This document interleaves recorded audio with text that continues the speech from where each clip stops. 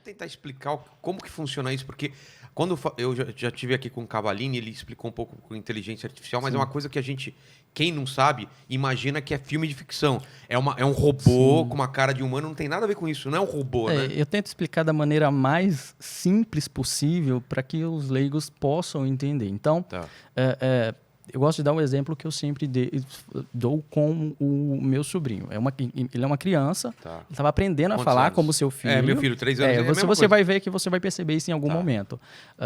Quando você ensina, é como se fosse para uma máquina. Quando você ensina para uma criança uma palavra, ela precisa ouvir aquela palavra várias vezes, aqueles exemplos, para poder entender e para poder usar de forma correta. E diferenciar de outras coisas. Exatamente.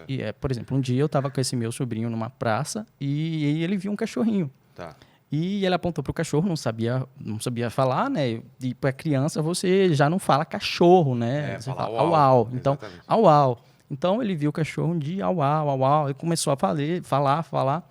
E sempre que ele via um cachorro, ele já falava au, au, au, au. E um dia ele viu um gato em cima do muro e apontou pro gato e achou que era um au, au também. Já aconteceu isso com meu filho. Entendeu? Por quê? Porque ele fez uma associação ali. Quatro patas, tamanho, pelo, cor, pelo. Exatamente. Caramba. E com a máquina é do mesmo jeito. Quando você quer ensinar para uma máquina, você tem que dar vários exemplos de uma coisa para que ela entenda um padrão nesses exemplos e possa identificar. Então, se você quer identificar para ela que isso é um copo, você tem que mostrar vários copos. Porque o copo pode ser colorido, pode ser transparente, pode ter outro formato. Exatamente. Porque senão ela só vai achar que copo verde desse tamanho é copo. É só isso. Então, ela vai... E como diferenciar de uma garrafa, que pode ser da mesma cor. Sim, caramba. Sim. Então, ela vai analisar, ela vai fazer esse aprendizado por muito tempo. Ela analisa dado por dado, pixel, ela encontra um padrão ali.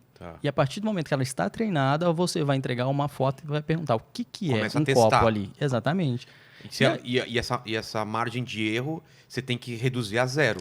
Quanto mais você treina, menor fica a margem de erros, entende? Então, quando você tem uma inteligência artificial treinada para esse tipo de reconhecimento, você pode fazer com outras... Isso é uma máquina? É um computador? É um conjunto de computadores? São o que códigos programados e esses códigos eles buscam analisar pixel, encontrar ali... São ordens que você dá para... Sim, é uma linguagem de programação em que ela estuda ali. Eu tento falar da maneira mais leiga possível para entenderem. Então, por exemplo, aquele CAPTCHA lá, não sei como chama aqui, você tem que provar que você não é robô. Quando você vai entrar em algum site, alguma coisa, ou digitar senha de cartão, tem o CAPTCHA lá, que ele te dá, por exemplo, 6 fotos, ou sei lá se é 8, semáforo, e você tem que indicar o que é semáforo. E na maioria das vezes, mesmo você marcando certo, às vezes sai errado. Mas por quê? A máquina está tentando aprender com você, ou é só para você falar que você não é uma máquina? Na verdade, eu acredito que aquilo ali são imagens por exemplo...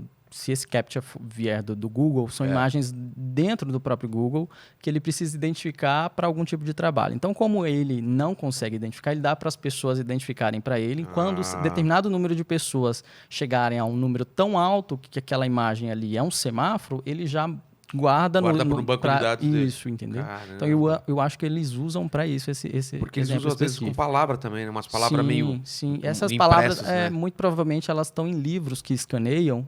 Antigos, né?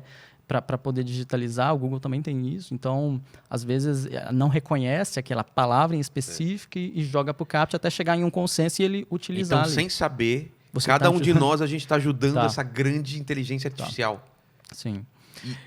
Caramba, velho. E a partir desse momento, quando você tem uma inteligência artificial criando conteúdos como deepfake, e a Microsoft, o Facebook vai tentar criar uma outra inteligência artificial para poder detectar se aquilo é verdadeiro ou falso, aqueles deepfakes, você vai forçar a rede que cria deepfake a melhorar, foi o que você disse. Então, é uma faca de dois gumes. Você está criando uma ferramenta que vai identificar esse conteúdo, mas, ao mesmo tempo, você está forçando que o conteúdo fique mais real. Vacina e vírus, né? Exatamente. Os vírus vão se modificando e as vacinas têm que ir atrás para... Caramba, velho. Uma faca de dois gumes. Mas o lance do...